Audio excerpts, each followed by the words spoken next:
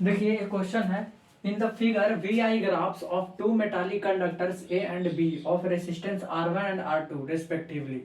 ये कोई ग्राफ है, ठीक है ना। ये आपका एक्स एक्सिस है, ये आपका वाई एक्सिस है, ठीक है ना।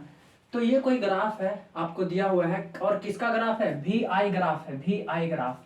वी आई मतलब पोटेंशियल डिफरेंस ऑफ करंट का ग्राफ है, ठीक है ना, वोल्टेज और करंट का ग्राफ है। तो वी आई देखिए, जो पहले लिखा होता है वाई एक्सिस पे लिखा हुआ है, इधर ये बाद में लिखा हुआ है वो एक्स एक्सिस पे लिखा हुआ है, तो सही लिखा हुआ है। यानी कि वी आई ग्राफ है। देखिए इधर वोल्टेज दिखाया हुआ है वाई एक्सिस पे, और ये वोल्टेज किस में है? वोल्ट में है। वोल्टेज तो वोल्ट में होगा, potential difference 3 volt 4 volt 5 volt. तो जब यहाँ पर होगा तो 1 वोल्ट 2 वोल्ट 3 वोल्ट 4 वोल्ट। यानी कि इस वाले लाइन पर वोल्टेज दिया हुआ है, ये वोल्टेज का ग्राफ है ये वाला, ठीक है। और ये वोल्टेज इसमें वोल्ट में है, और जैसे जैसे आप ऊपर जा रहे हैं, एरो का मतलब क्या है कि जैसे जैसे आप ऊपर जा रहे हैं वोल्टेज बढ़ रहा है। और ये नीचे वाले एक्सिस पर, ये एक्स एक्सिस पर क्या दर्शाया हुआ है? करंट। करंट डिनोट किया गया है। अब करंट किस में है? यहाँ पर एम्पेयर में है। 1 एम्पेयर 2 एम्पेयर 3 एम्पेयर 4 एम्पेयर।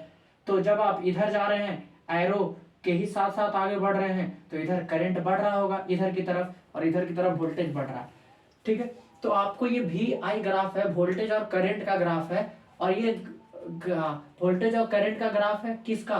दो कंडक्टर्स का, दो कंडक्टर्स का ए और बी। कोई दो कंडक्टर होंगे, सिल्वर कॉपर कुछ भी होंगे, ठीक है ना। तो दो कोई कंडक्टर है ए और बी, मेटल के बने हुए हैं, और दोनों मेटालिक कंडक्टर्स का ये वी और आई का ग्राफ है। वी और आई का ग्राफ है ये ए और बी के लिए, ठीक है। और ये दो रेसिस्टेंस जो है, ए और बी जो कंडक्टर है, इसका रेसिस्टेंस कितना है? R1 और R2। तो R1 मतलब पहले वाले का होगा, ए का होगा रेसिस्टेंस R1, तो R1 लिख देते हैं ए के बगल में, ठीक है ना। बी का रेसिस्टेंस, बी बाद में है तो यहाँ R2 बाद में है, तो बी का रेसिस्टेंस क्या होगा? यहाँ R2। तो ए का रेसिस्टेंस R1 है, बी का रेसिस्टेंस है R2, क्योंकि कंडक्टर है तो रेसिस्टेंस होगा इनका कुछ ना कुछ। Study the diagram carefully. आप इसको डायग्राम को पढ़ना है, और आपको टोटल रेसिस्टेंस, R1 का कुछ ना कुछ वैल्यू होगा, R2 का कुछ ना कुछ वैल्यू होगा, तो टोटल रेसिस्टेंस क्या होगा ये दोनों कंडक्टर का, ठीक है ना। टोटल रेसिस्टेंस क्या होगा इस पूरे ग्राफ का, ठीक है ना। अगर हम ये दोनों को सीरीज में कनेक्ट किए हैं, तो ए और बी कंडक्टर को अगर हम सीरीज में कनेक्ट किए हैं, तो टोटल रेसिस्टेंस क्या बन रहा होगा? तो सीरीज में है तो आर इक्विवेलेंट तो कैसे निकालते हैं? R1 plus R2। तो हमको R1 पता होना चाहिए ना कितना ओम है, R2 पता होना चाहिए ना कितना ओम है, तब ना निकाल पाएंगे, ठीक है ना।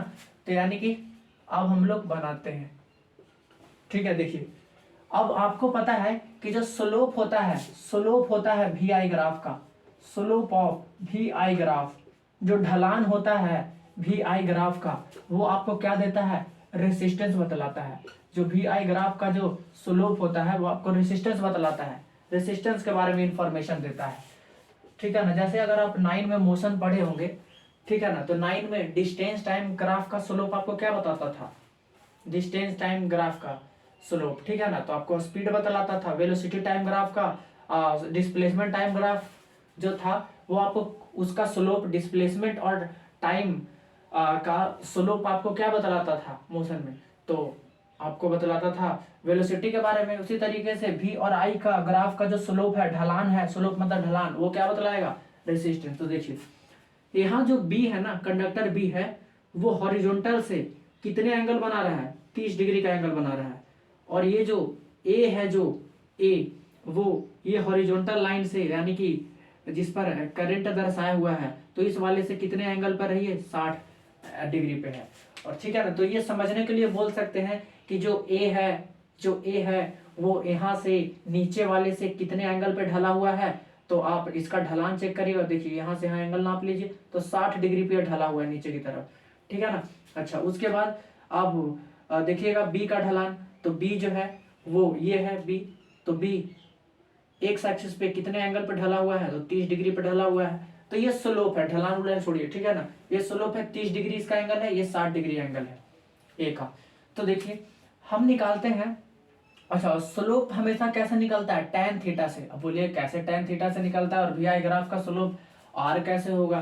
तो देखिए हम एक काम करते हैं ना, ये वी आई ग्राफ है, तो एक हम आपको ऐसे एग्जांपल देके समझा रहे हैं पहले, ठीक है। ये देखिए इधर v है, इधर i है, ये कोई ग्राफ है, ठीक है ना, ये कोई ग्राफ है आपका, ठीक है ना, ए नाम का भी आई ग्राफ है, ए नाम का कोई कंडक्टर है, ठीक है ना, एक्स नाम का मान लें क्योंकि ए तो यहाँ पे ही है।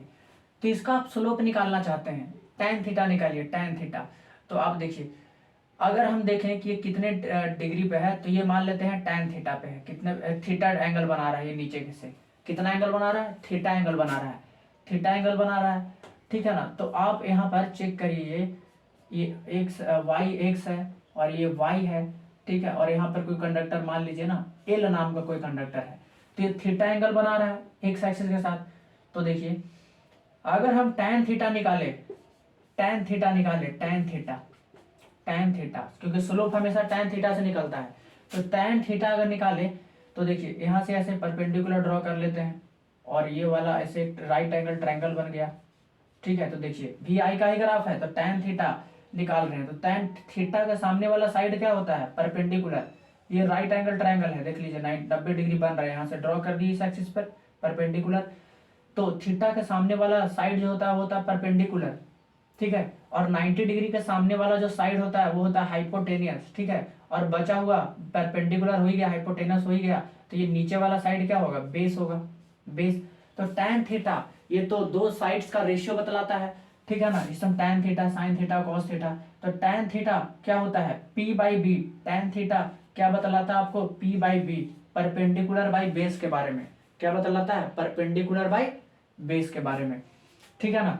तो देखिए परपेंडिकुलर बाई बेस, तो परपेंडिकुलर कौन है, ये है, तो पूरा लिखना पड़ेगा ये। तो देखिए यहाँ पर कुछ ना कुछ वोल्टेज रहा होगा, कुछ ना कुछ वोल्टेज रहा होगा, जीरो है वोल्टेज, लेकिन जीरो भी तो वैल्यू है ना, ठीक है। तो यहाँ पर कुछ ना कुछ वोल्टेज रहा होगा, जब यहाँ आया होगा तो कुछ ना कुछ वोल्टेज रहा होगा, ठीक है। तो यानी कि ये परपेंडिकुलर, ये आपको क्या बतला रहा है यहाँ से यहाँ तक, चेंज इन वोल्टेज, कि कितने वोल्टेज का चेंज हुआ है। परपेंडिकुलर ये वाला लाइन है ना, और ये वाला लाइन क्या दिखला रहा है आपको, वोल्टेज डिनोट कर रहा है, ये वाला लाइन तो वोल्टेज ही तो डिनोट कर रहा है ना, ठीक है। तो यहाँ वोल्टेज कुछ है, यहाँ वोल्टेज कुछ है, तो चेंज ये क्या आ जाएगा यहाँ से यहाँ तक, तो टोटल वोल्टेज में से ये वाला वोल्टेज घटा दीजिएगा, तो ये वाला आपको क्या बतलाएगा, परपेंडिकुलर, चेंज इन वोल्टेज बताएगा कि वोल्टेज में कितना से कितना तक बदलाव हुआ है। तो परपेंडिकुलर आपको क्या बतलाएगा, चेंज इन वोल्टेज। बेस क्या बतलाएगा, चेंज इन करेंट। देखिए बेस ये है बेस, तो यहाँ पर कुछ ना कुछ करंट है, क्योंकि नीचे में तो करंट है, आई है, यहाँ पर कुछ ना कुछ करंट है। अब करंट बढ़कर इतना आ गया, तो कितने का चेंज आया करंट में, तो हम मान लेते हैं डेल्टा आई का चेंज आया। ये क्या है, चेंज इन करंट, डेल्टा का मतलब चेंज होता है, फाइनल माइनस इनिशियल। तो इतना, ये बेस जो है इतना दूर आपको क्या बतला रहा है, ये बेस क्या बतला रहा है आपको, ये बतला रहा है कि करंट में कितना चेंज हुआ है, डेल्टा आई, ठीक है। तो tan थीटा क्या निकल गया, p/b, और p परपेंडिकुलर मतलब चेंज इन वोल्टेज बतला रहा है, बाई बेस मतलब चेंज इन करंट बतला रहा है। तो ये वोल्टेज और करंट का रेशियो है यहाँ पर, ठीक है। ओम्स लॉ से हम क्या जानते हैं, v = IR। अगर हम r को नीचे I को नीचे लाएंगे तो v/I बराबर क्या होगा, R होगा। ओम्स लॉ से v = IR, तो v/I करेंगे तो क्या आएगा, R रेजिस्टेंस। अब देखिए ये चेंज इन वोल्टेज है बाय चेंज इन करंट है तो वोल्टेज ही, जब चेंज वोल्टेज का निकलिएगा तो आएगा ना 3 volt 4 volt, current change in current है, तो करंट यहाँ वाला, यहाँ के करंट को इसमें से घटा दीजिएगा तो कुछ ना कुछ चेंज आएगा, तो वो भी 2 एम्पेयर 3 एम्पेयर में आएगा। तो ये तो वोल्टेज और करंट ही तो है, वोल्टेज और करंट ही तो है। तो v/I क्या होता है, R होता है ना, v/I क्या होता है, R होता है। तो इस v/I के जगह पर हम क्या लिख देंगे, R लिख देंगे, क्योंकि और v और I क्या बतलाएगा, रेसिस्टेंस बतलाएगा, v/I, तो ये रेसिस्टेंस हो गया। और ये यही तो स्लोप, और यहाँ थीटा क्या है आपका, ये बतला रहा आपको कितने डिग्री पे ढला हुआ है एंगल, ठीक है। और स्लोप यही होता है आपका, यही स्लोप होता है। स्लोप किससे निकलता है, tan थीटा से। अगर आपको किसी ग्राफ का स्लोप निकालना है तो आप tan थीटा निकाल लीजिए उसका, और tan थीटा यहाँ v और I ग्राफ दिया हुआ था, तो v और I ग्राफ का tan थीटा क्या आया, p/b मतलब v/I, और v/I मतलब R, यानी कि tan थीटा यहाँ क्या बतला रहा है, रेसिस्टेंस बतला रहा है। ये देखिए स्लोप किससे निकलेगा, tan थीटा से निकलेगा, ठीक है ना। जब भी स्लोप आपको निकालना है तो आप tan थीटा निकाल लिया कीजिए। तो tan थीटा आपको स्लोप बतलाता है किसी ग्राफ का। तो यहाँ देखिए tan थीटा बराबर क्या आ गया, रेसिस्टेंस आ गया, ठीक है ना, वी आई ग्राफ का। यानी कि अगर हम ए ग्राफ है ना, तो ए ग्राफ का थीटा इतना है 60 डिग्री। अगर हम इसका निकाल लिए, ठीक है ना, अगर हम थीटा रख दिया 60 डिग्री और tan थीटा निकाल लेंगे तो ए का रेसिस्टेंस आ जाएगा, क्योंकि tan थीटा क्या बतला रहे हैं यहाँ, रेसिस्टेंस बतला रहा है। tan थीटा क्या बतला रहा है, रेसिस्टेंस बतला रहा है। तो हम अब tan थीटा निकाल लेंगे दोनों के लिए, तो दोनों का रेसिस्टेंस हमको पता लग जाएगा, ठीक है ना। तो इरेज करते हैं ये वाला। तो वी आई ग्राफ का स्लोप आपको क्या बतलाएगा, रेसिस्टेंस के बारे में बतलाएगा, ठीक है। और स्लोप कैसे निकालेंगे, तो tan थीटा से। तो पहले ना हम ए वायर के लिए निकालते हैं, वायर ए के लिए। तो वायर ए का स्लोप निकालते हैं। तो स्लोप क्या होता है, tan थीटा के बराबर। ए वायर के लिए tan थीटा निकाल लेते हैं। तो tan थीटा अभी हमको रेसिस्टेंस के बारे में बतलाएगा, अभी देखे। तो थीटा कितना है यहाँ ए वायर के लिए, 60 डिग्री। तो 60 डिग्री रख देते हैं, tan 60 डिग्री। और ये क्या बतलाएगा, tan 60 डिग्री। तो जिसका एंगल है उसी का रेसिस्टेंस बदलाएगा। तो रेसिस्टेंस ए का कितना है, R1। तो tan 60 डिग्री बराबर क्या होगा, R1। यानी कि R1 बराबर tan 60 डिग्री, ठीक है ना। और tan 60 का वैल्यू कितना होता है, tan 60 डिग्री का वैल्यू कितना होता है, √3। tan 60 डिग्री का वैल्यू कितना होता है, √3 होता है। वैल्यू होता है ना tan 60 डिग्री का। तो tan 60 डिग्री का वैल्यू कितना होता है, √3। तो tan 60 डिग्री बराबर √3 लिख दिए। यानी कि R1 कितना आ गया, R1 आ गया √3। और देखिए यहाँ सब पॉइंट में है, तो √3 का वैल्यू कितना होता है, 1.732 ओम। यानी कि R1, कंडक्टर ए का रेसिस्टेंस R1 है, कितना निकल गया, 1.732 ओम, ठीक है। अब हम निकालते हैं बी के लिए, बी का रेसिस्टेंस निकालते हैं, बी का। तो बी का tan थीटा निकाल लेंगे, ये बी वायर है। तो बी वायर का tan थीटा अगर निकाल लेंगे तो इसका हमको रेसिस्टेंस पता लग जाएगा। तो tan थीटा निकालिए, tan थीटा, थीटा कितना है बी के लिए, 30 डिग्री। तो tan 30 डिग्री क्या बतलाएगा हमको, रेसिस्टेंस बतलाएगा R2 के बारे में। तो R2 बराबर क्या हो जाएगा, tan 30 डिग्री। और tan 30 डिग्री मतलब 1/√3। tan 30 डिग्री मतलब tan 30 डिग्री का वैल्यू क्या होता है, 1/√3।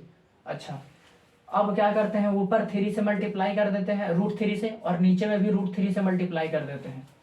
ऊपर में भी √3 से मल्टीप्लाई करते हैं, नीचे में भी √3 से, ताकि नीचे वाला रूट हट जाए, आसानी से हम डिवाइड दे सके। तो ऊपर में कितना आ गया, ऊपर में आ गया √3, और नीचे में कितना आ गया, 3। √3 इंटू 3, √3 इंटू √3 तो 3, और ऊपर में √3 इंटू 1 तो √3, ठीक है ना। यानी कि √3 का वैल्यू कितना होता है, 1.732, और नीचे में 3 है।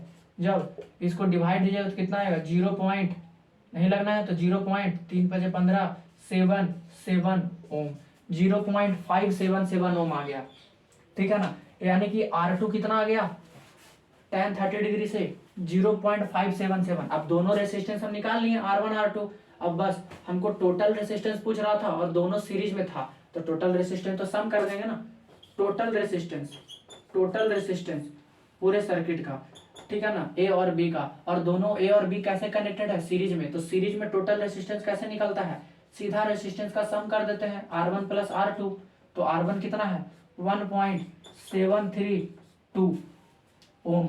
R2 कितना है, 0.577 ओम। अब इसको ऐड करना है, तो 7 ऐड करना है ना। तो 7 और 2 9 हो जाएगा, 7 और 3 10 हो जाएगा, हाथ में 1 बचा, 7 5 12, 1 13 हो जाएगा, हाथ में 1 बचा, और 1 और 1 2 हो जाएगा। और 3 अंक के बाद पॉइंट था, तो पॉइंट लगा दिए। तो कितना ओम आ गया, 2.309 ओम आ गया, 2.309 ओम। ये तो 4 ओम है, ये तो 2 से तो 2.3 के लगभग आना चाहिए था, ये तो 4 है, तो ये होगा नहीं। ये तो 5 है, होगा नहीं। 6 होगा नहीं। तो ऑप्शन क्या है, 2.3 ओम, यही हो जाएगा, ठीक है। एग्जैक्ट में आ रहा है कितना, 2.309। लेकिन ये 309 को, अच्छा क्या हम इसको, ये 309 है, तो क्या इसको हम 310 नहीं लिख सकते हैं, ये पॉइंट के बाद 309 है ना, 309 है। तो जब 9 होता है तो इसको राउंड फिगर में 09 को 10 लिख सकते हैं, 9 को राउंड फिगर में 10 लिख सकते हैं, यहाँ पर राउंड फिगर में अप्रोक्स में। तो 2.310 लिख सकते हैं इसको अप्रोक्स में। तो 310, तो पॉइंट नहीं लिखें, 0 नहीं लिखेंगे, लास्ट में 2 ही अंक तक लिखेंगे पॉइंट के बाद, तो 2.31 के लगभग आ जाएगा। और इसको राउंड फिगर में कितना बोल देंगे हम, राउंड फिगर में 2.31 ओम बोल देंगे, और यही दिया हुआ है 2.3 ओम रेसिस्टेंस आ गया, ठीक है ना, टोटल रेसिस्टेंस।